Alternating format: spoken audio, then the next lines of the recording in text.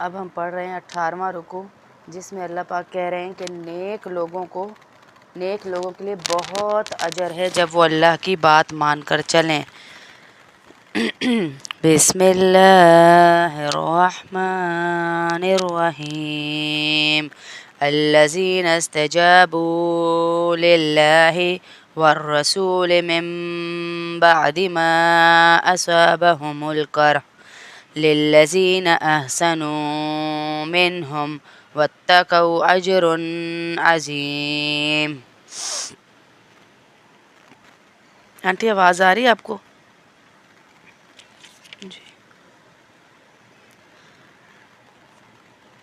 وہ لوگ جنہوں نے زخم کھانے کے بعد بھی اللہ اور رسول کی پکار کا فرمانبرداری سے جواب دیا، ایسے نیک اور متقی لوگوں کے لیے اللہ کے پاس بہت زبردست اجر ہے۔ الذین قال لهم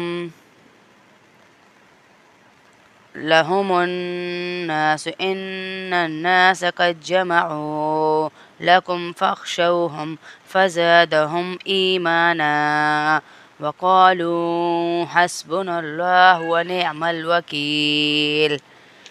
وہ لوگ جن سے کہنے والوں نے کہا تھا کہ یہ مکہ کے کافر لوگ تمہارے مقابلے کے پھر سے جمع ہو گئے ہیں، لہٰذا ان سے ڈرتے رہنا، تو اس خبر نے ان کے ایمان میں اضافہ کر دیا، اور وہ بول اٹھے کہ ہمارے لیے اللہ ہی کافی ہے اور وہ بہترین سازگار ہے۔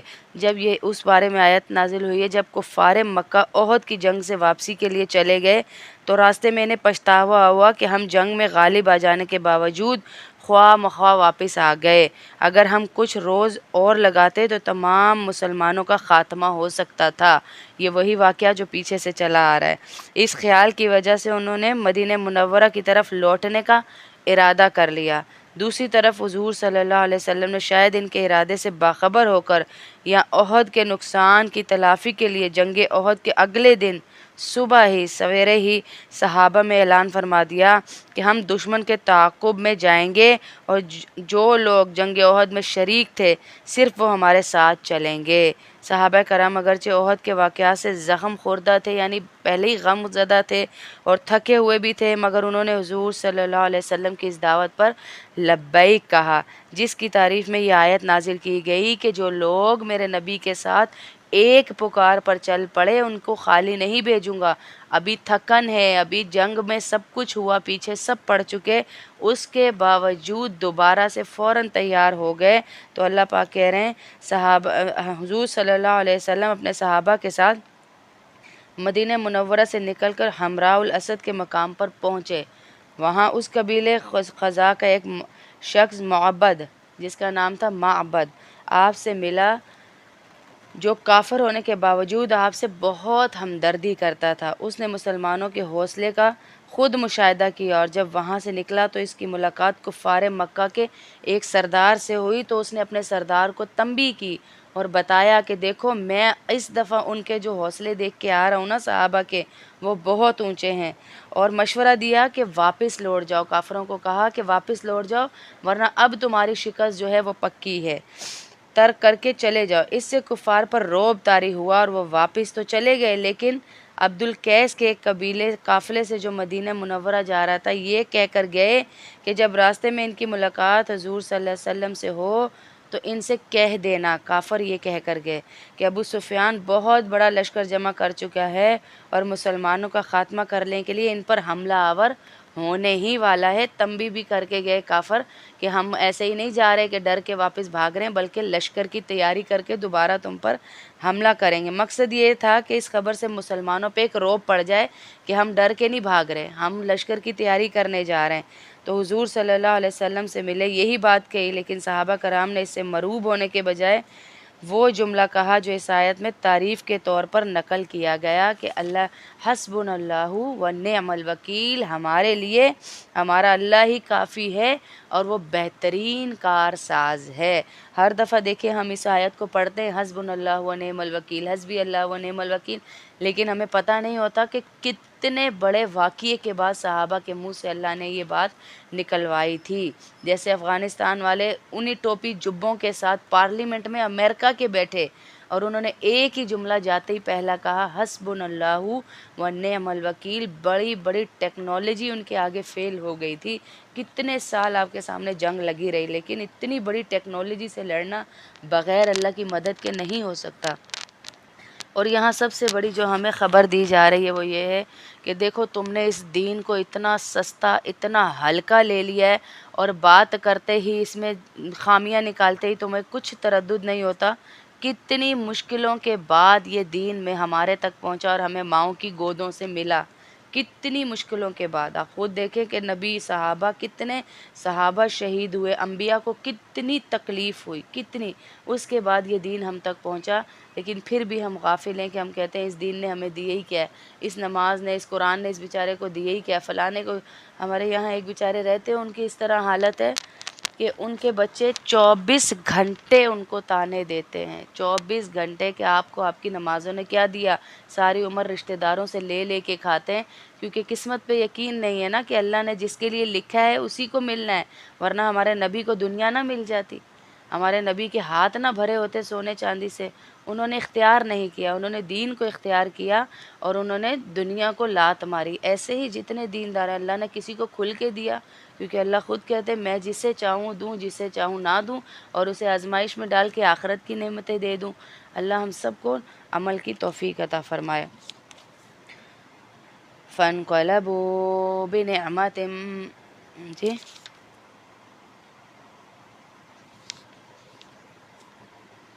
فَانْقَلَبُوا بِنِعْمَةٍ مِّنَ اللَّهِ وَفَضْلٍ لَّمْ يَمْسَسْهُمْ سُوءٌ وَاتَّبَعُوا رِضْوَانَ اللَّهِ وَاللَّهُ ذُو فَضْلٍ عَظِيمٍ۔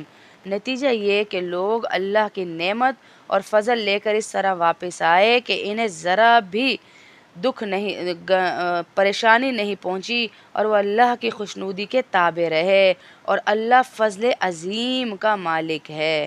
انما ذالکم الشیطان یخوف اولیاء فلا تخافوهم وخافون ان کنتم مؤمنین۔ در حقیقت یہ تو شیطان ہے جو اپنے دوستوں سے ڈراتا ہے، لہٰذا اگر تم مومن ہو تو اس سے خوف نہ کھاؤ اور بس میرا خوف رکھو۔ وَلَا يَحْزُنْكَ الَّذِينَ يُسَارِعُونَ فِي الْكُفْرِ إِنَّهُمْ لَن يَضُرُّوا اللَّهَ شَيْئًا يُرِيدُ اللَّهُ أَلَّا يَجْعَلَ لَهُمْ حَظًّا فِي الْآخِرَةِ وَلَهُمْ عَذَابٌ عَظِيمٌ۔ اور اے پیغمبر، جو لوگ کفر میں ایک دوسرے سے بڑھ کر تیزی دکھا رہے ہیں وہ تمہیں صدمے میں نہ ڈالیں، یقین رکھو وہ اللہ کا ذرا بھی نقصان نہیں کر سکتے۔ اللہ یہ چاہتا ہے کہ آخرت میں ان کا کوئی حصہ نہ رکھے اور ان کے لیے زبردست عذاب تیار کر رکھا ہے۔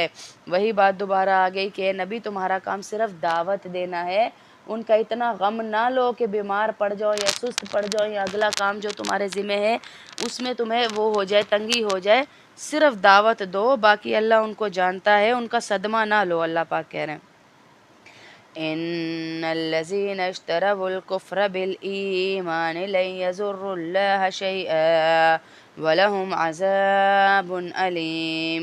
جن لوگوں نے ایمان کے بدلے کفر کو مول لے لیا ہے وہ اللہ کو ہرگز ذرا بھی نقصان نہیں پہنچا سکتے، اور ان کے لیے ایک دکھ ہے، دکھ دینے والا عذاب تیار ہے۔ وَلَا يَحْسَبَنَّ الَّذِينَ كَفَرُوا أَنَّمَا نُمْلِي لَهُمْ خَيْرٌ لِأَنفُسِهِمْ إِنَّمَا نُمْلِي لَهُمْ لِيَزْدَادُوا إِثْمًا وَلَهُمْ عَذَابٌ مُّهِينٌ۔ اور جن لوگوں نے کفر اپنا لیا ہے وہ ہرگز یہ نہ سمجھیں کہ ہم انہیں جو ڈھیل دے رہے ہیں وہ ان کے لیے کوئی اچھی بات ہے۔ اللہ پاک دوبارہ تنبیہ کر رہے ہیں کہ یہ نہ سمجھنا جو میں ڈھیل دے رہا ہوں، تمہیں دنیا دے دی، تمہیں پیسہ دے دیا، تمہیں سب کچھ، تو یہ تمہارے لیے اچھی بات ہے، یہ کوئی اچھی بات نہیں ہے۔ آگے پھر اللہ بتا رہے ہیں کیا کروں گا۔ حقیقت یہ ہے کہ ہم تو انہیں صرف اس لیے ڈھیل دے رہے ہیں تاکہ وہ گناہ میں اور آگے بڑھیں، اور آخرکار ان کے لیے ایسا عذاب ہوگا جو انہیں ذلیل کر کے رکھ دے گا۔ کیسے الفاظ قرآن نے کہا وَلَهُمْ عَذَابٌ مُّہِینٌ، ان کو ذلیل کر دینے والا عذاب اللہ پاک دیں گے۔ یہ نہ سمجھیں کہ میں تو یہ کر رہا ہوں تو مجھے تو اللہ نے کچھ نہیں کیا۔ باجی تو کہتی ہیں تصویریں لگاؤ تو گھر میں فرشتے نہیں آتے۔ یہ ہمیں ایک عورت نے بھی کہا تھا، ہم یہاں رہتے تھے جب سامنے والی اس میں، تو اس نے مجھے کہا تھا، ایک تصویروں پہ بیان ہو رہا تھا تو کہنے لگی باجی تصویروں سے کچھ نہیں ہوتا، آپ کسی دن میرے گھر آئیے گا، آپ کہتی ہیں نا رحمت کے فرشتے نہیں آتے، اس گھر میں روزی نہیں ہوتی۔ مجھے تو اللہ نے اتنا دیا ہوا ہے۔ وہ کچھ لوگ ہوتے ہیں نا مجلس میں تنقید والے، ان کو کچھ بات سمجھ نہیں آتی، مجھے تو اتنا دیا ہوا ہے، جب آئیے گا میرے ایک ایک پلر پہ آپ کو تصویریں نظر آئیں گی۔ اس نے پورے گھر میں اپنی بچیوں کی، اپنی شادی کی، اپنے شوہر کی تصویریں لگائی ہوئی تھی۔ کچھ ہی دن گزرے اس درس کے بعد تو اس کو پریگننٹ تھی، اس کا بچہ ایسے ہوا کہ پوری بلڈنگ کے اندر اس کی طبیعت خراب ہوئی، سیڑھیوں پہ بھی اس کا خون، اور چوکی دار بھی نہیں تھا، اس کا شوہر بھی نہیں تھا۔ 2 گھنٹے وہ سیڑھیوں پہ بے ہوش رہی، کسی نے نہیں دیکھا۔ 2 گھنٹے بعد ان کا کوئی بھائی اتر رہا تھا اوپر سے، انہوں نے دیکھا، اس کو ICU میں 2-3 دن رکھا، پھر لے کر آئے۔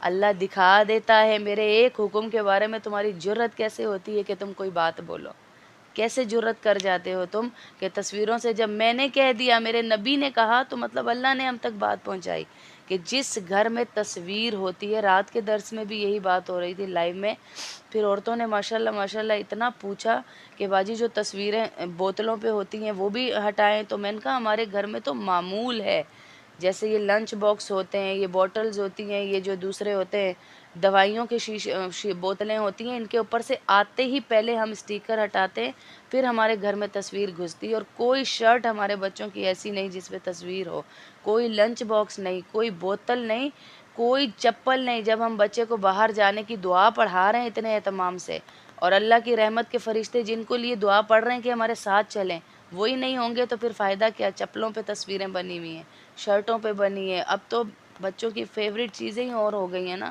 اسپائڈر مین ہے اور دوسرے مین ہے اور تیسرے، تو اللہ ہم سب کی اولادوں کی اس سے حفاظت فرمایا۔ ما كان الله ليذر المؤمنين على ما أنتم عليه حتى يميز الخبيث من الطيب وما كان الله ليطلعكم على الغيب ولكن الله يجتبي من رسله من يشاء فآمنوا بالله ورسله وَإِن تُؤْمِنُوا وَتَتَّقُوا فَلَكُمْ أَجْرٌ عَظِيمٌ۔ اللہ ایسا نہیں کر سکتا کہ مومنوں کو اس حالت میں چھوڑ رکھے جس پر تم لوگ اس وقت ہو، جب تک وہ ناپاک کو پاک سے الگ نہ کر دے، اور دوسری طرف وہ ایسا بھی نہیں کر سکتا کہ تم کو براہ راست غیب کی باتیں بتا دے۔ اللہ کہہ رہا ہے ہاں وہ جتنا مناسب سمجھتا ہے بتاتا ہے۔ اے پیغمبروں میں سے جس کو، اور پیغمبروں میں سے، اپنے پیغمبروں میں سے جس کو چاہتا ہے چن لیتا ہے، لہٰذا تم اللہ اور اس کے رسولوں پر ایمان رکھو۔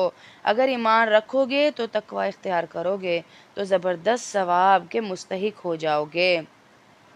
یہ آیت نمبر 76 اور 176 178 تک اس شبے کا جواب دیا جا رہا ہے کہ اگر کافر لوگ اللہ تعالیٰ کو ناپسند ہیں تو انہیں دنیا میں عیش و عشرت کی زندگیاں کیوں حاصل ہے؟ جواب یہ دیا گیا کہ ان لوگوں کو آخرت میں کوئی حصہ نہیں ملے گا۔ جیسے اکثر ہمارے بچے بھی پوچھتے ہیں نا کہ پھر انہیں دنیا میں کیوں نعمتیں ملی ہوئی ہیں اگر اللہ ان سے ناپسند ہے؟ تو اللہ نے یہاں جواب دیا کیونکہ ان کا آخرت میں حصہ نہیں ہے۔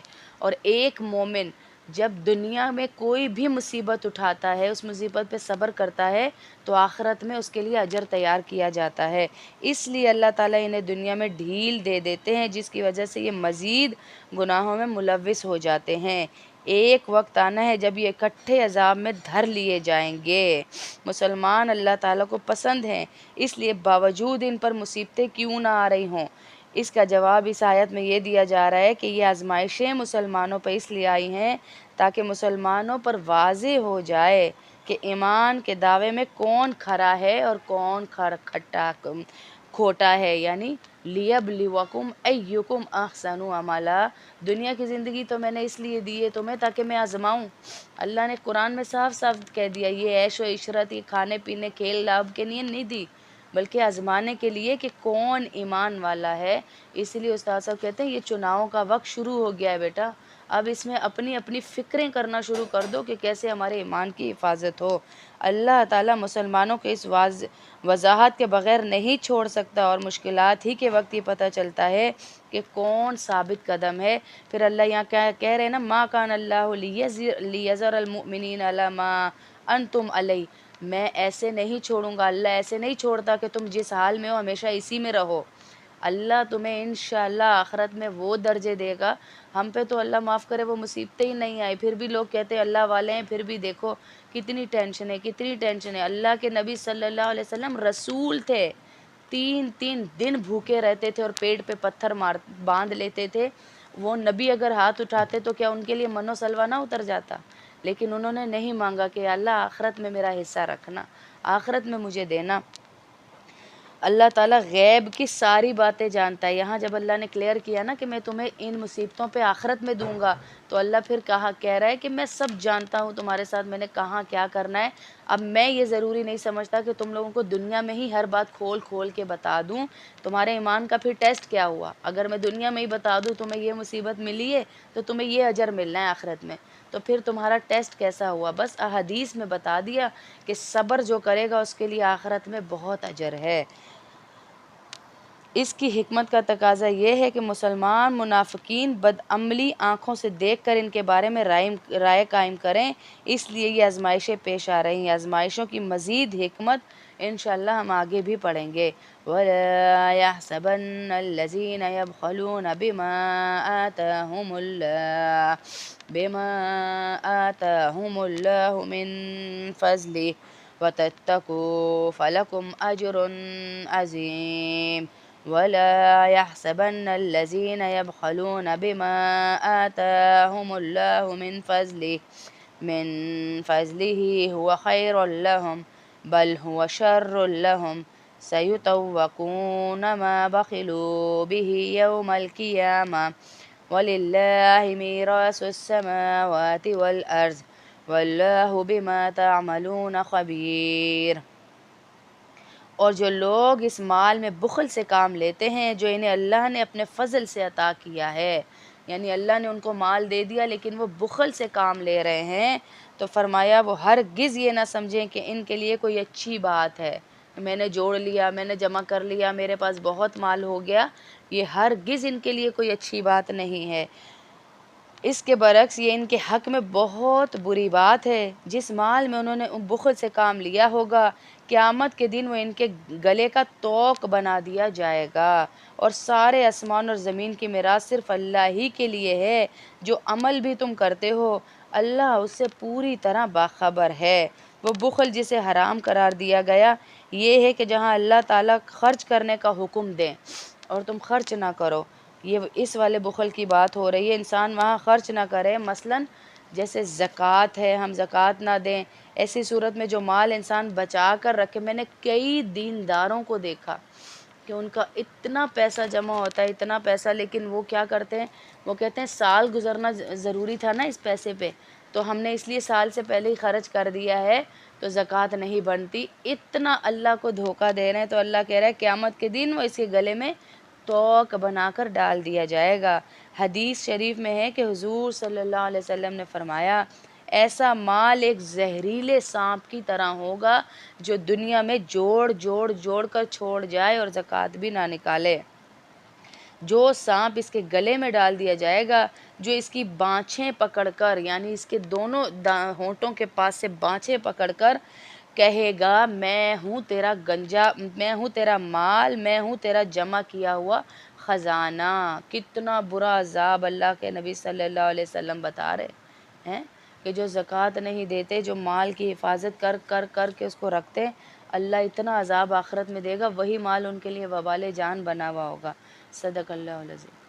اتنے لیول کا کفر ہوتا تھا، یہ سب اللہ بتا رہا ہے۔ یہ یہودیوں نے جب کہا کہ معاذ اللہ جب زکوٰۃ کا حکم آیا کہ اللہ رب العزت فقیر ہے، نعوذ باللہ نعوذ باللہ، اور ہم سے زکاتیں مانگ رہے ہیں، حالانکہ ان کو پتہ تھا کہ اللہ کو کسی چیز کی ضرورت نہیں ہے، لیکن انہوں نے پھر بھی اللہ پہ یہ بات باندھی اور ان کو کہا، مذاق اڑایا۔ اس کا جواب اللہ نے اس آیت میں خود ہی دیا پھر، اس لیے اللہ تعالیٰ نے اس بیہودہ جملے کا جواب دیا، بلکہ ان پر عذاب کی وعید سنائی۔ صرف جواب نہیں دیا اللہ نے، یہ جو ترجمہ ہم نے ابھی پڑھا کہ ہم ان کی یہ بات لکھ رہے ہیں، ایسا نہیں ہے کہ میں نے لکھا نہیں ہے، انہوں نے جو نبیوں کو قتل کیا وہ بھی میں نے لکھ لیا، وہ جو یہ بات کر رہے ہیں وہ بھی میں نے لکھ لیا، اور ان کے لیے پھر میں پتہ کیا کروں گا، جب وہ میرے پاس آئیں گے تو میں ان کو بولوں گا اب چکھو مزہ دہکتی ہوئی آگ کا۔ یہ ہے وہ آگ جس کے لیے تم نے یہ جملے بولے تھے، اللہ کہہ رہے ہیں میں ان کو یہ دوں گا، ذالک بما قدمت ایدیکم وان اللہ لیس بظلام للعبید الذین قالوا ان اللہ عہد الینا الا نؤمن لرسول حتی یأتینا بقربان تأکلہ النار قد جاءکم رسل من قبلی بالبینات وبالذی قلتم فلم قتلتموہم ان کنتم صادقین۔ یہ سب تمہارے ہاتھوں کے کرتوت کا نتیجہ ہے جو تم نے آگے بھیج رکھا تھا۔ میں اللہ کہہ رہے ہیں پھر ان کو کہوں گا جب وہ آئیں گے، میں انہیں کہوں گا یہ سارا میں کوئی ظلم نہیں کر رہا، تمہارے کرتوت ہیں جو تم کر کے آئے تھے، ورنہ اللہ بندوں پر ظلم کرنے والا نہیں ہے، ظلم نہیں کرتا اللہ کسی بندے کے اوپر۔ یہ وہ لوگ ہیں جو کہتے تھے کہ اللہ نے ہم سے یہ وعدہ لیا ہے کہ کسی پیغمبر پر اس وقت تک ایمان نہ لائیں جب تک وہ ہمارے پاس ایسی قربانی نہ لے کر آئے جسے آگ کھا جائے۔ تم کہو کہ مجھ سے پہلے تمہارے پاس بہت سے پیغمبر کھلی نشانیاں لے کر آئے، اور وہ چیز بھی جس کے بارے میں تم نے مجھ سے کہا تھا، پھر تم نے انہیں کیوں قتل کر ڈالا اگر تم واقعی سچے ہو۔ یہاں پر اب کس بات کا ذکر ہو رہا ہے؟ پچھلے انبیاء کرام کے زمانے میں طریقہ یہ تھا، جیسے میں نے پہلے بھی بتایا تھا کہ جب کوئی شخص اللہ تعالیٰ کی خوشنودی کے لیے کوئی جانور قربان کرتا تو اس کو کھانا حلال نہیں ہوتا تھا، بلکہ وہ جانور ذبح کر کے کسی میدان میں یا ٹیلے کے اوپر رکھ کر آ جاتے تھے۔ اگر اللہ تعالیٰ نے ان کی قربانی قبول کرنی ہوتی تھی تو آسمان سے ایک آگ آتی تھی اور اس آگ کو قربانی کو کھا جاتی تھی، تو پتہ چل جاتا تھا کہ یہ قربانی اللہ نے قبول کر لی ہے۔ اس کو سوختنی کا قربانی کہا جاتا تھا۔ حضور صلی اللہ علیہ وسلم کی شریعت میں یہ طریقہ ختم کر دیا گیا، قربان جاؤں ہمارے نبی کے یہ طریقہ دوبارہ پھر کیا آیا کہ قربانی کرو، قربانی کا گوشت انسانوں کے لیے حلال کر دیا گیا، بلکہ یہ بھی کہا کہ کوئی غریب ہے اپنے فریج میں رکھنا چاہتا ہے، 2 مہینے 3 مہینے کھانا چاہتا ہے، جو پورا سال ہی گوشت نہ کھائے، اس کے لیے بھی جائز ہے کہ وہ رکھ سکتا ہے۔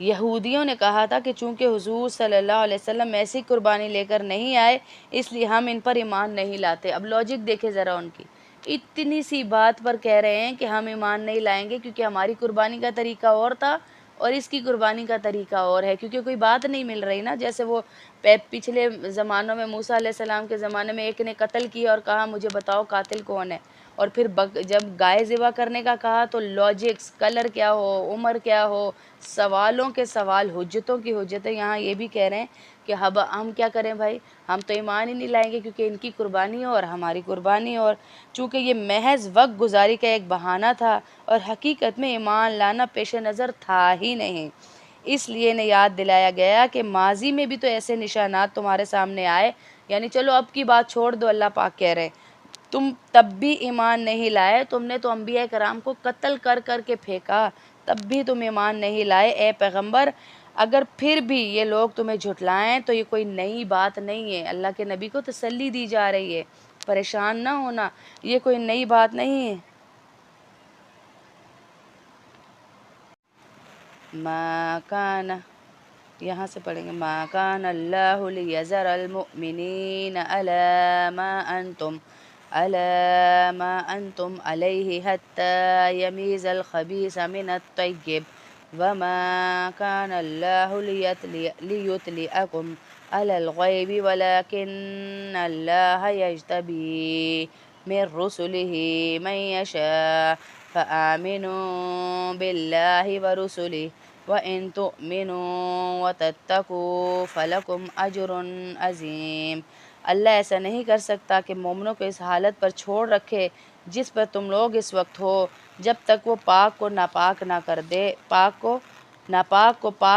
دے اور الگ نہ کر دے۔ دوسری طرف وہ ایسا بھی نہیں کر سکتا کہ تم کو براہ راست غیب کی باتیں بتا دے۔ ہاں، وہ جتنا مناسب سمجھتا ہے بتا دیتا ہے۔ اے پیغمبر، میں جس کو چاہتا ہوں چن لیتا ہوں، لہٰذا تم اللہ اور اس کے رسولوں پر ایمان رکھو، اور اگر ایمان رکھو گے اور تقوی اختیار کرو گے تو زبردست ثواب کے مستحق ہو جاؤ گے۔ وَلَا يَحْسَبَنَّ الَّذِينَ يَبْخَلُونَ بِمَا آتَاهُمُ اللَّهُ من فضله هو خيرا لهم بل هو شر لهم سيطوقون ما بخلوا به يوم القيامة وَلِلَّهِ مِيرَاثُ السَّمَاوَاتِ وَالْأَرْضِ وَاللَّهُ بِمَا تَعْمَلُونَ خَبِيرٌ۔ اور جو لوگ اس مال میں بخل سے کام لیتے ہیں جو انہیں اللہ نے اپنے فضل سے عطا فرمایا ہے، وہ ہرگز یہ نہ سمجھیں ان کے لیے کوئی اچھی بات ہے، اس کے برعکس یہ ان کے حق میں بہت بری بات ہے۔ جس مال میں انہوں نے بخل سے کام لیا ہوگا، قیامت کے دن وہ ان کے گلے کا طوق بنا دیا جائے گا، اور سارے آسمان اور زمین کی میراث صرف اللہ ہی کے لیے ہے۔ جو عمل بھی تم کرتے ہو اللہ اس سے پوری طرح باخبر ہے۔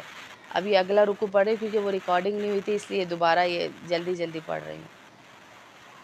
لقد سمع الله قول الذين قالوا إن الله فقير ونحن أغنياء سنكتب ما قالوا وقتلهم الأنبياء بغير حق ونقول ذوقوا عذاب الحریق۔ اللہ نے ان لوگوں کی بات سن لی جو یہ کہتے ہیں کہ اللہ فقیر ہے اور ہم مالدار ہیں، ہم ان کی یہ بات ان کے اعمال نامے میں لکھ لیتے ہیں، اور انہوں نے انبیاء کو جو ناحق قتل کیا ہے اس کو بھی ہم کہیں گے کہ لو اب دہکتی ہوئی آگ کا مزہ چکھو۔ ذَلِكَ بِمَا قَدَّمَتْ أَيْدِيكُمْ وَأَنَّ اللَّهَ لَيْسَ بِظَلَّامٍ لِّلْعَبِيدِ الَّذِينَ قَالُوا إِنَّ اللَّهَ عَهِدَ إِلَيْنَا أَلَّا نُؤْمِنَ لِرَسُولٍ حَتَّىٰ يَأْتِيَنَا بِقُرْبَانٍ تَأْكُلُهُ النَّارُ قُلْ قَدْ جَاءَكُمْ رُسُلٌ مِّن قَبْلِي بِالْبَيِّنَاتِ وَبِالَّذِي قُلْتُمْ فَلِمَ قَتَلْتُمُوهُمْ إِن كُنتُمْ صَادِقِينَ۔ یہ سب تمہارے ہاتھوں کے کرتوت کا نتیجہ ہے جو تم نے آگے بھیج رکھا تھا، ورنہ اللہ بندوں پر ظلم کرنے والا نہیں ہے۔ یہ وہ لوگ ہیں جو کہتے ہیں کہ اللہ نے ہم سے یہ وعدہ لیا ہے کہ کسی پیغمبر پر اس وقت تک ایمان نہ لائیں جب تک وہ ہمارے پاس ایسی قربانی لے کر نہ آئے جسے آگ کھا جائے۔ تم کہو کہ مجھ سے پہلے تمہارے پاس بہت سے پیغمبر کھلی نشانیاں لے کر آئے تھے، اور وہ چیز بھی جس کے بارے میں تم نے مجھ سے کہا تھا، پھر تم نے ان کو کیوں شہید کیا اگر تم واقعی سچے ہو۔ فَإِن كَذَّبُوكَ فَقَدْ كُذِّبَ رُسُلٌ مِّن قَبْلِكَ جَاءُوا بِالْبَيِّنَاتِ وَالزُّبُرِ وَالْكِتَابِ الْمُنِيرِ۔ اے پیغمبر، اگر پھر بھی یہ لوگ تمہیں جھٹلائیں تو یہ کوئی نئی بات نہیں، تم سے پہلے بھی بہت سے رسولوں کو جھٹلا چکے ہیں جو کھلی نشانیاں لے کر آئے تھے، لکھتے ہوئے صحیفے بھی، اور ایسے بھی جو حق کو روشن کر دینے والے تھے، لیکن انہوں نے کسی پر ایمان نہیں لائے۔ کُلُّ نَفْسٍ ذَائِقَةُ الْمَوْتِ وَإِنَّمَا تُوَفُّونَ أُجُورَكُمْ يَوْمَ الْقِيَامَةِ فَمَن زُحْزِحَ عَنِ النَّارِ وَأُدْخِلَ الْجَنَّةَ فَقَدْ